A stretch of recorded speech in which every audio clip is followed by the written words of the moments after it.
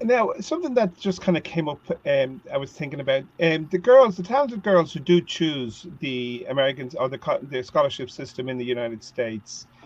Um, are they? Does that affect them in terms of the selection for the international teams at under 19 or under 20, whatever way the system works? Is there a bit of a conflict of interest there in terms of the what the FAI are trying to do or the League of Ireland trying to do or the pull from the UK? I think it depends who you ask, right? If you Mm, talk to the national team staff right now, I suspect there's a bit of resistance to the players coming over here. I mean, if you look at Heather Payne, right? She's at Florida State. They won a national championship.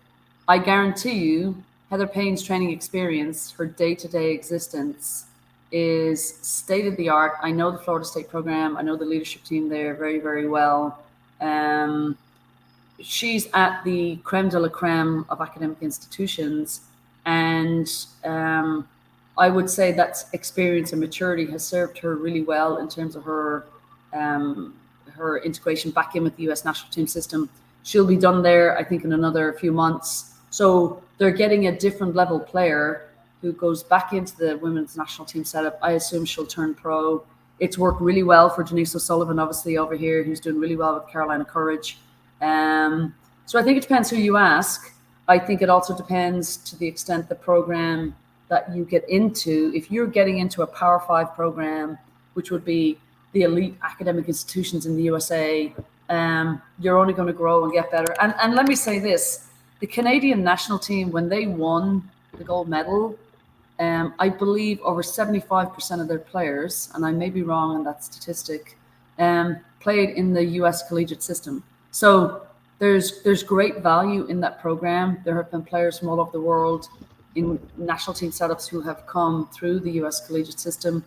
And it really worked because in the absence of a true professional opportunity where there are academy experiences like there are in England now, I think it was different. I think players have to decide where they are. If they've got a clear pathway to go into an academy or a playing environment in England, or with the elite of the elite over there, I think it's hard to turn down that opportunity. But again, there's a pool of talent, and there's only so many spots in the player pathway going into England, for example, right, in the academy system. yeah, So what's the next best opportunity for me to come over here and play in a Power Five program is as good as second best plan B, that then sets you up to go back to getting a pro opportunity at 22 years of age.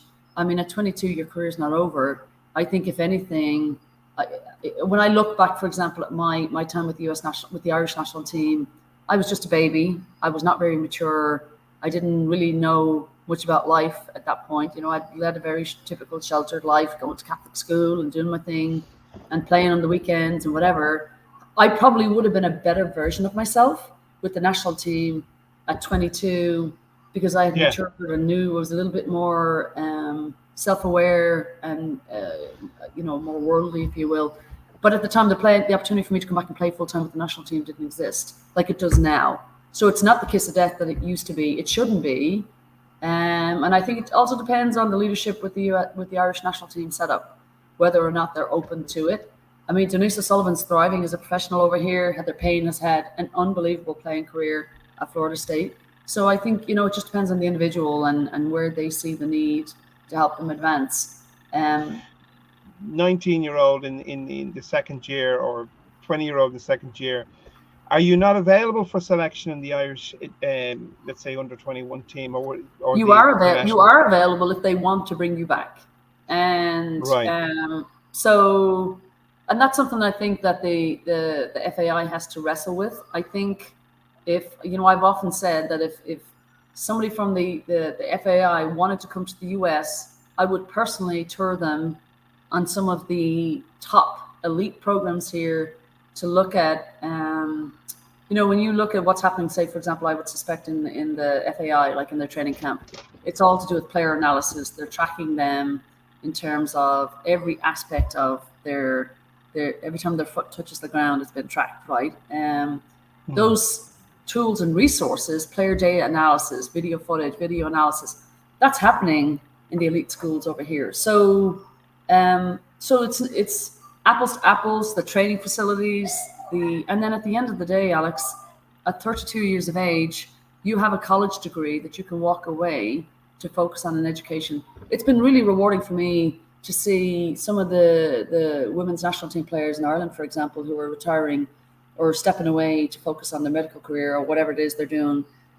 Because I think that's important. I think if we really care about people and we want to see them grow as individuals and as players, we're providing, education, right? There's to say you can get a playing experience that helps you grow as a person, gain some confidence, gain some worldly experience, and then to have an education to walk away with after 4 years. I think it's a great opportunity. And so now, you've been operating in the United States where women's football has been bigger than men's football for a long time. Right, and, in Ireland, we see now football, like, for example, there was a 5-side tournament there run by the FAI in schools, primary schools, where 43% of the players were girls. And that's going to be 50-50 from now on all the time. And that means that football is effectively going to double in size. And the amount of opportunities for women within the game, because we need as in, just like yourself, that the education, if you choose to get educated as well as play, you may not end up a professional footballer, but you could end up working in professional football or working in football. Yeah, for me, when I came away, I'll be honest with you, at the time I was football mad, and that was it. I was coming to America to play football and get a degree. As it turns out, it's not my playing career that has set me up. It's my education and my involvement in football. I would have never at 18, 20 years of age thought I would be working in the mix of the soccer landscape in the US. I've made a career out of football. My education, my playing experiences, it's just served me really well. But I know folks who have gone back to England or Ireland who've made a career based on their experience here, and they take the experience, both playing, the professional experience, their academic experience, and it's set them up for a career. If I knew now, if I knew then what I know now, a dream for me would have been to have gone back to working in grassroots in women's football. I think we're at this watershed moment in Ireland right now to see what's happening with the girls' game. I think the success of the team getting to the World Cup, it's kind of like what happened in England probably 8-10 years ago.